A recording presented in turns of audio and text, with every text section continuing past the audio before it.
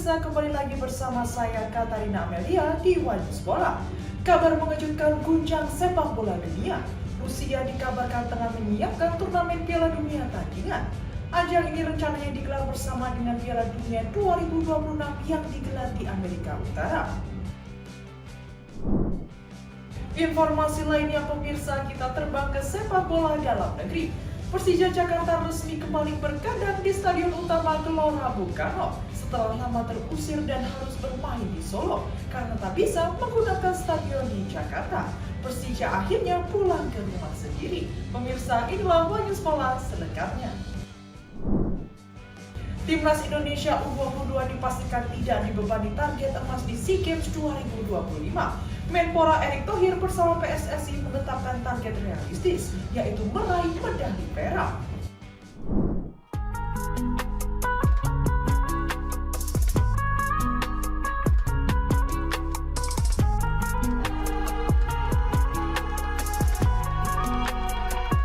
Menteri Pemuda dan Olahraga Erick Thohir memastikan bahwa Timnas Indonesia U22 tidak mendapat beban untuk meraih medali emas pada SEA Games 2025 di Thailand.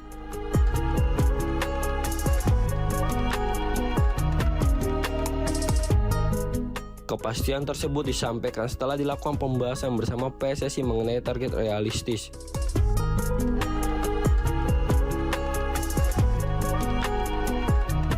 Bagi tim nasional yang akan berlaga dalam ajang olahraga 2 tahunan terbesar di Asia Tenggara tersebut.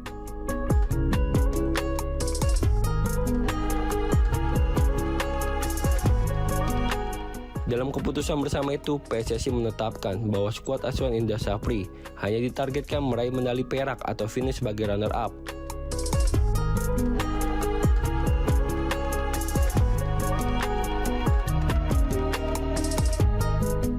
Langkah ini diambil berdasarkan evaluasi kekuatan tim, peta persaingan, serta kebutuhan pembangunan jangka panjang sepak bola kelompok usia.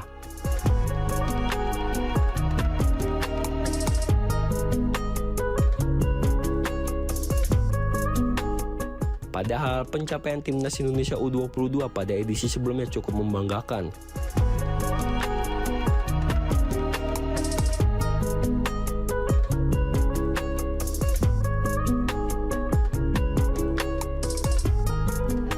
Pada SEA Games 2023 di Kamboja, Garuda Muda sukses mengakhiri penantian panjang dengan membawa pulang medali emas.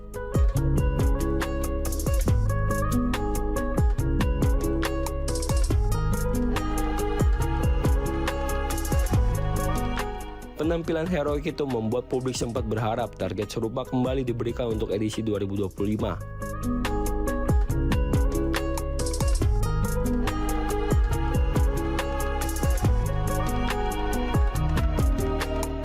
Namun demikian, penurunan target tidak serta-merta mengurangi optimis pecinta sepak bola tanah air.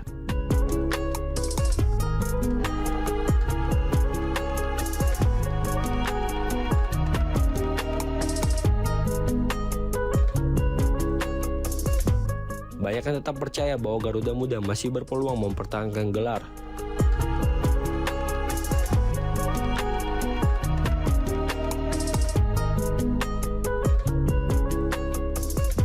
Terlebih, Indra Syafri memiliki materi pemain yang dinilai sangat kompetitif.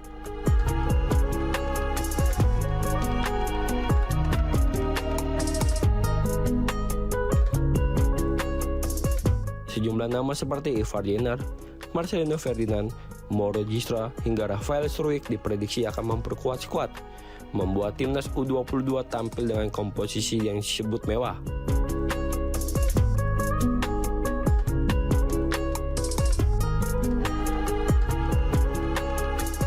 Pada SEA Games 2025, Timnas Garuda U22 akan tampil di grup C bersama Singapura, Myanmar, dan Filipina.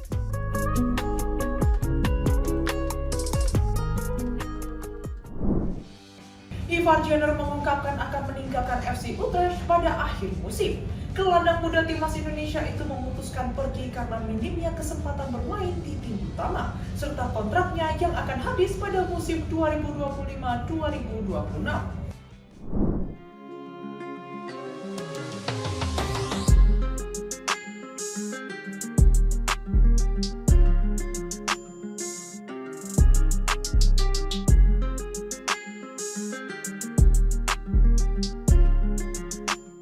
Kabar mengejutkan datang dari gelandang muda timnas Indonesia, Ivar Jenner, yang memastikan dirinya akan meninggalkan FC Utrecht pada akhir musim.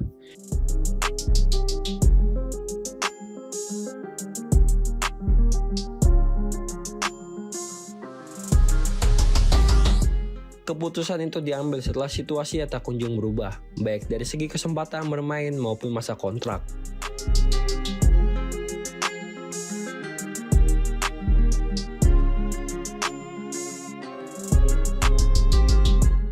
Sang pemain sebenarnya sudah didaftarkan sebagai bagian dari skuad utama FC Utrecht untuk kompetisi Eredivisie musim 2025 hingga 2026.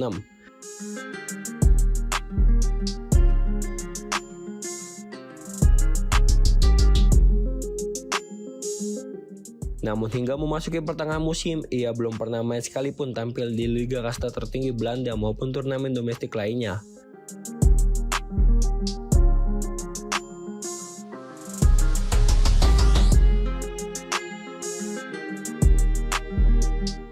Sebaliknya, pemain 21 tahun itu masih terus bermain untuk Jong FC Utrecht, tim muda yang berlaga di divisi kedua.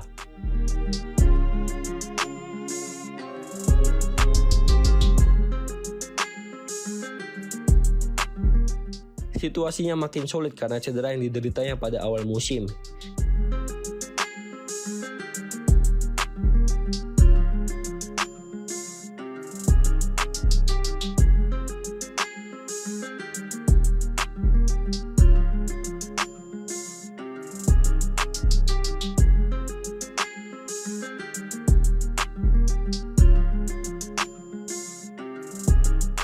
Hingga pekan ke-16, Ivar baru mencatat 12 penampilan dan hanya 3 kali turun sebagai starter sejak comeback dari cedera.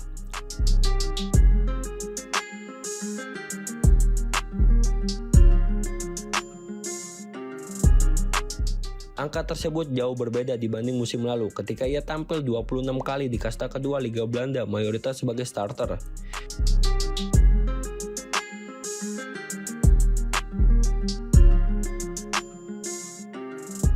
Minimnya menit bermain membuat Ivar mulai terasa tidak berkembang.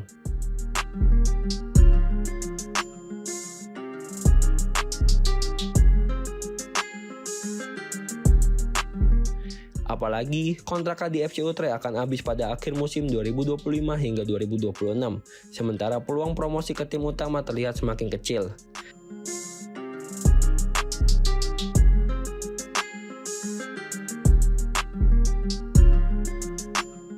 Terkini, Ivar telah menyampaikan keinginannya untuk mencari tantangan baru demi mendapatkan jam terbang yang lebih konsisten.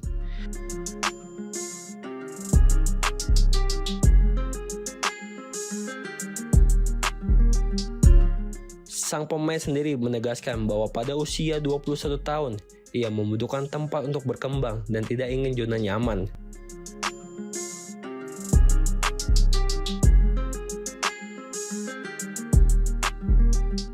Ivar berharap musim depan ia bisa mendapatkan klub baru yang memberinya kesempatan tampil reguler sehingga penampilan tetap terjaga terutama untuk bersaing memperebutkan posisi di timnas Indonesia.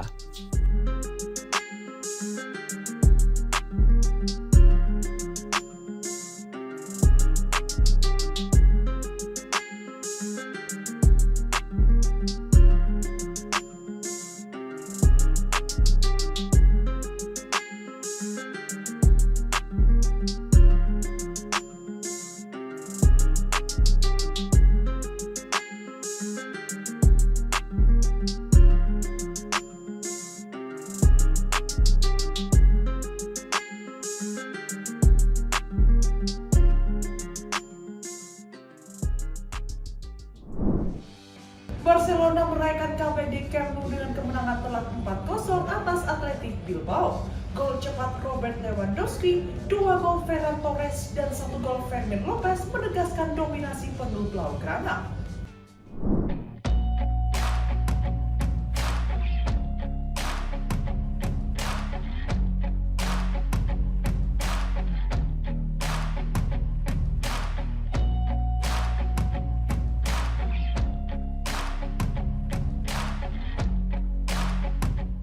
Barcelona merayakan kembali mereka ke Camp Nou dengan kemenangan meyakinkan 4-0 atas Athletic Bilbao dalam lanjutan Liga Spanyol musim 2025-2026. Laga ini menjadi momen spesial karena stadion kebanggaan Blaugrana akhirnya kembali digunakan setelah lama direnovasi. Barcelona tampil dominan sejak awal pertandingan dengan Robert Lewandowski membuka keunggulan cepat melalui gol pada menit-menit awal. Performanya kemudian disusul oleh Ferran Torres yang tampil gemilang dengan mencetak 2 gol dan menjadi pemain paling menonjol pada laga tersebut. Gol ketiga Barcelona dicetak oleh Fermin Lopez di awal babak kedua yang semakin mematahkan semangat tim tamu. Sementara itu, Lamine Yamal menjadi salah satu pemain kunci dengan kreativitas dan kontribusinya melalui asis-asis berbahaya yang memanjakan lini depan.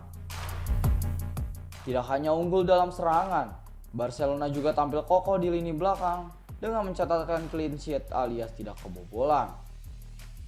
Pelatih Hansi Flick menyebut pertandingan ini sebagai hari yang sempurna karena timnya tampil solid di semua lini, menang besar, serta mampu memberikan kebahagiaan kepada para fans yang akhirnya bisa kembali menyaksikan langsung laga di Camp Nou. Kemenangan ini juga sangat penting secara psikologis karena mendongkrak kepercayaan diri pemain dan posisi mereka di papan atas klasemen sementara. Meski tampil tanpa beberapa pemain inti di lini tengah, Barcelona tetap menunjukkan kedalaman skuad yang sangat kuat. Kombinasi pemain muda seperti Yamal dengan pemain senior seperti Lewandowski dan Torres membuktikan bahwa proyek regenerasi mereka berjalan dengan baik. Malam itu pun menjadi pesta bagi para pendukung yang menyambut comeback Camp Nou dengan kemenangan meyakinkan dan performa dominan sepanjang pertandingan.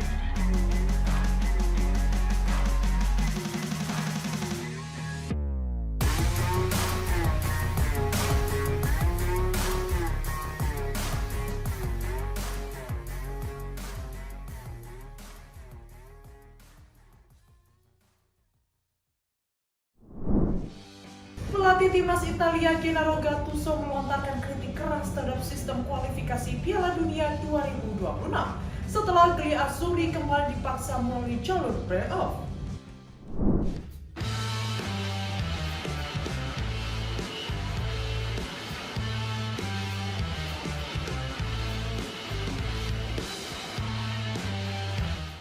Pelatih timnas Italia Gennaro Gattuso melontarkan kritik keras terhadap format kualifikasi Piala Dunia 2026 di kawasan Eropa.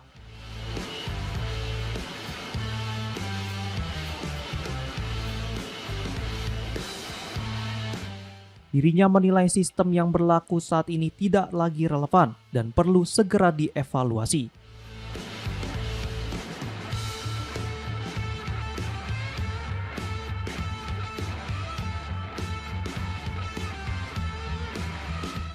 Italia kembali harus melalui jalur playoff untuk memperebutkan tiket ke putaran final. Setelah hanya finish sebagai runner-up grup I dan kalah telak 1-4 dari Norwegia.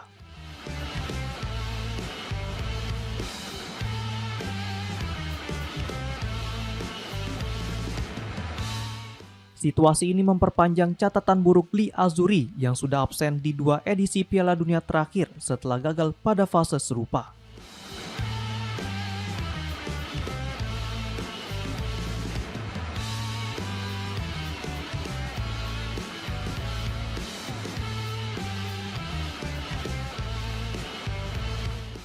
Gattuso menilai distribusi jatah yang diberikan FIFA kepada tiap konfederasi tidak seimbang.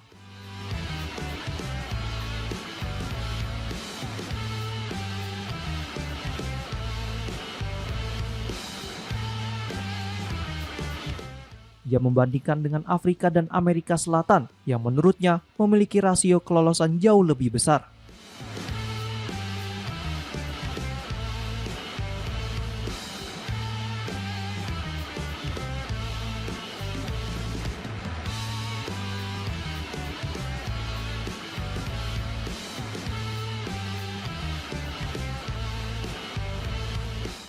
Media Inggris BBC ikut mengulas pernyataan Gattuso dan menyoroti bagaimana persentase jatah Eropa memang menurun dibandingkan era 1990-an.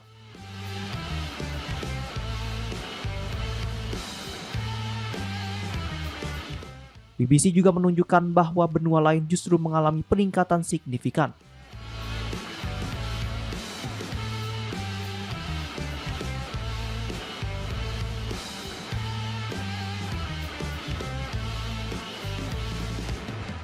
Afrika misalnya kini memiliki tingkat kelolosan langsung hingga 21,43%, meski jumlah negara mereka di peringkat 50 besar dunia relatif kecil.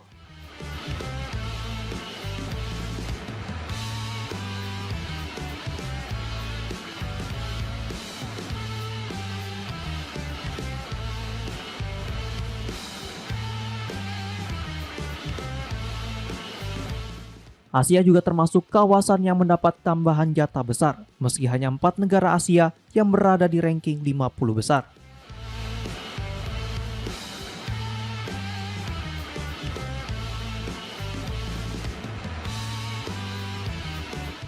Kebijakan perluasan format Piala Dunia 2026 akhirnya membuka peluang bagi negara-negara yang sebelumnya jarang lolos.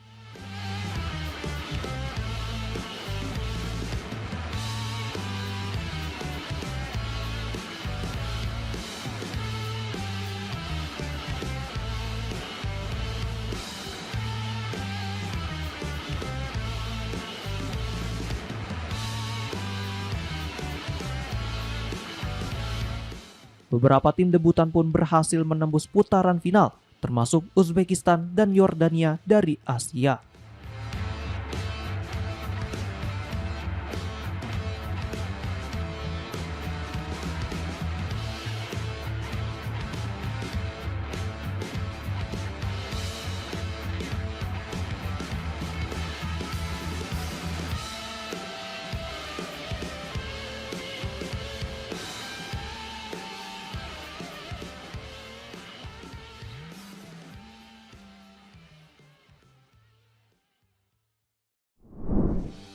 Rusia dikabarkan tengah menyiapkan turnamen Piala Dunia tandingan.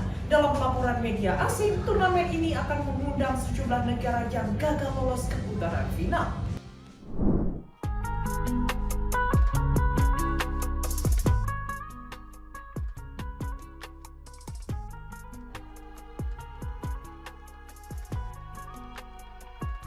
Persatuan Sepak Bola Rusia dikabarkan tengah menyiapkan sebuah turnamen besar bertajuk Piala Dunia Tandingan.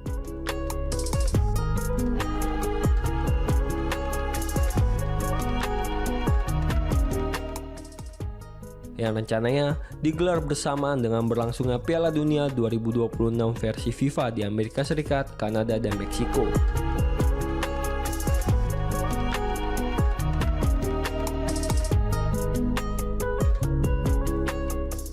Laporan tersebut berasal dari All Football yang menyebutkan bahwa Rusia ingin mengumpulkan negara-negara yang gagal menembus putaran final Piala Dunia 2026 untuk ambil bagian dalam ajang alternatif ini.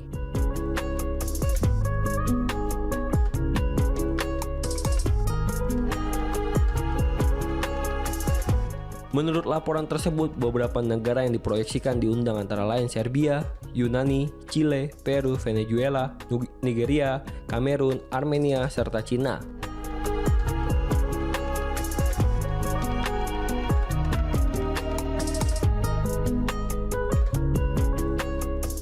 Seluruh negara itu tersingkir pada babak kualifikasi dan tidak berhak tampil di Piala Dunia 2026.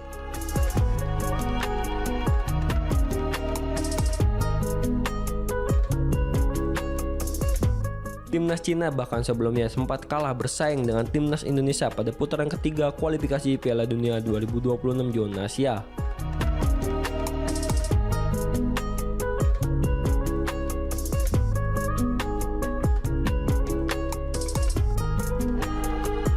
Turnamen ini disebut bakal diselenggarakan di stadion-stadion yang dahulu dipakai saat Rusia menjadi tuan rumah Piala Dunia 2018.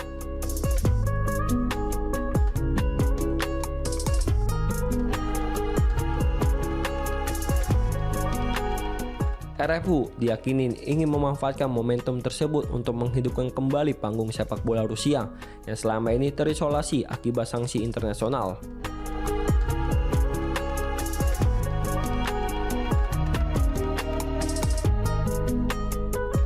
Gagasan ini dinilai sebagai langkah Rusia mempromosikan sepak bola nasional mereka.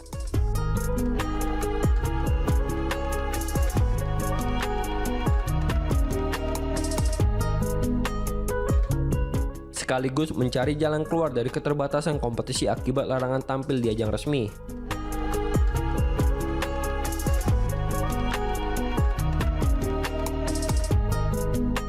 Seperti diketahui, sejak Februari 2022 Rusia dan RFU dijatuhi sanksi oleh FIFA dan UEFA imbas invasi ke Ukraina.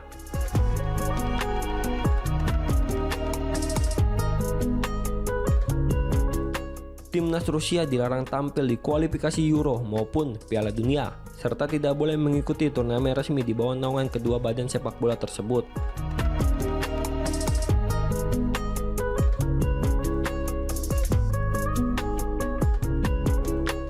Rencana penyelenggaraan Piala Dunia tandingan ini diprediksi bakal memancing reaksi keras FIFA.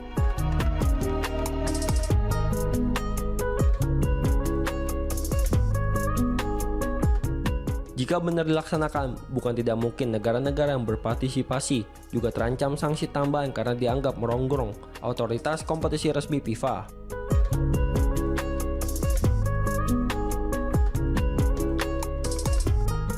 Hingga berita ini diturunkan, RFU belum memberikan pernyataan resmi terkait isu tersebut.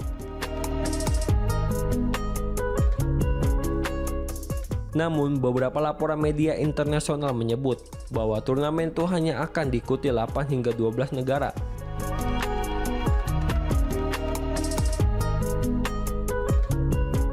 Dan tidak akan sebesar format 32 atau 48 peserta seperti Piala Dunia baru.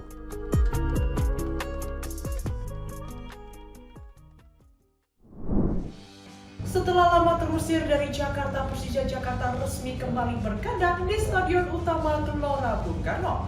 Macan Kemayoran akan menjamu PSIM Jogja pada 28 November 2025, bertepatan dengan ulang tahun klub ke-97.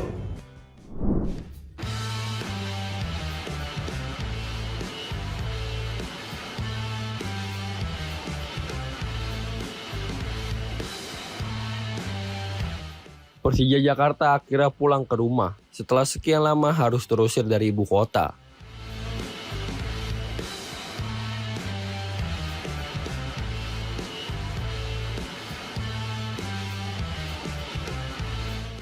Macan Kemayoran dipastikan kembali tampil di Stadion Utama Gelora Bung Karno atau GBK saat menjamu PSIM Jogja pada pekan ke-14 Super League 2025 hingga 2026.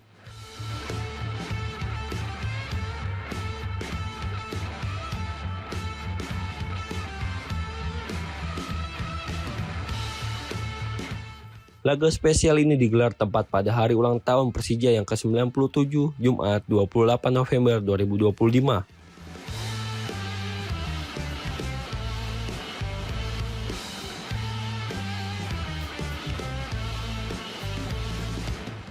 Kepastian tersebut diumumkan melalui akun resmi media sosial Persija.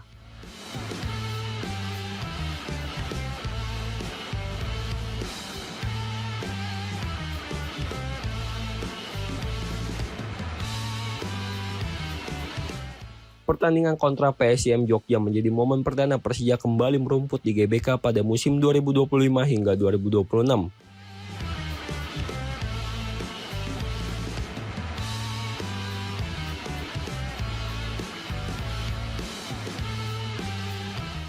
Sekaligus mengakhiri penantian panjang supporter yang merindukan atmosfer kandang di Jakarta.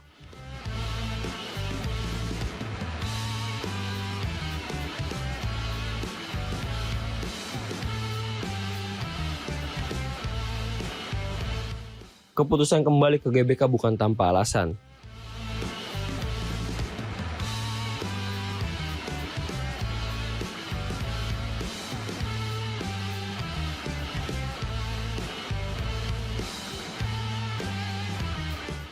Manajemen dan panitia pelaksana atau panpel pertandingan ingin memastikan ulang tahun Persija dirayakan di kota sendiri.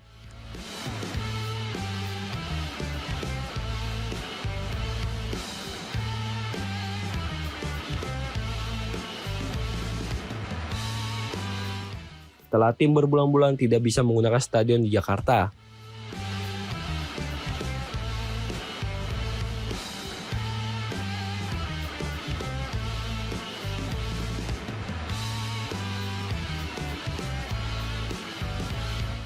Terakhir kali Persija bermain di kandang sendiri adalah pada 14 September 2025 saat menjamu Bali United di Jakarta International Stadium atau JIS.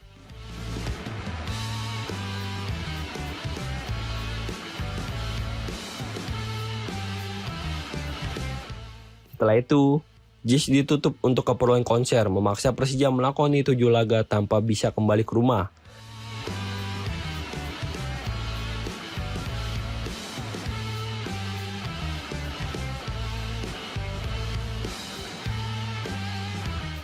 Lima laga tandang dan 2 laga kandang yang harus digelar di Stadion Manahan, Solo.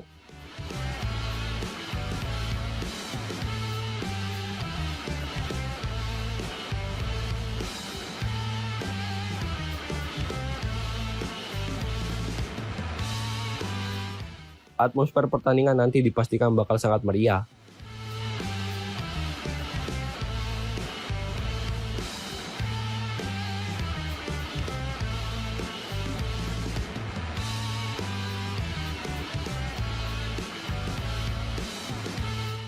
Ketua Panpel Persija Jakarta, Bung Ferry, mengatakan pihaknya telah menyiapkan sekitar 50.000 tiket untuk memenuhi tingginya antusiasme Jackmania.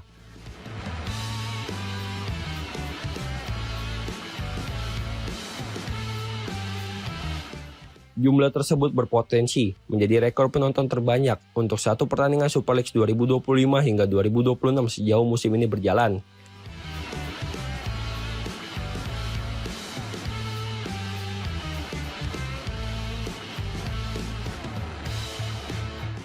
Laga melawan PSIM bukan hanya duel penting di Liga, tetapi juga perayaan besar untuk memperingati hampir 1 abad perjalanan Macan Kemayoran di sepak bola tanah air.